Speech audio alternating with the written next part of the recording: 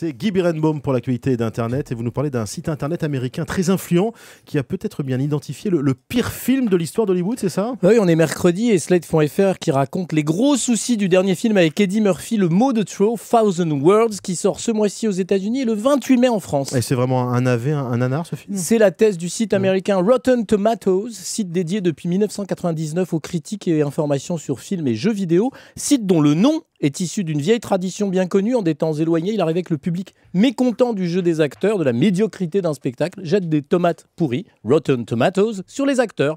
Eh bien, c'est une sacrée volée de tomates pourries que ramasse Le mot de trop. L'argument du film de Brian Robbins avec Eddie Murphy est pourtant original, puisqu'il s'agit de l'histoire d'un homme plutôt bavard qui se rend compte qu'il ne reste plus que 1000 mots à prononcer avant de mourir. Oui. Malgré ce scénario original, Rotten Tomatoes, qui recense les critiques des médias traditionnels, les avis des blogueurs, est impitoyable.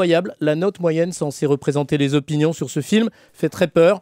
0%. Ce mercredi matin, j'ai vérifié avant de faire cette chronique. Le mot de trop a reçu 42 amis Rotten, pourris, sur 42. 0 pointé. Alors, on verra si le film se relève de cet accueil critique catastrophique, si Eddie Murphy trouve quand même son public. C'est tout le problème avec les mauvaises critiques, Emmanuel.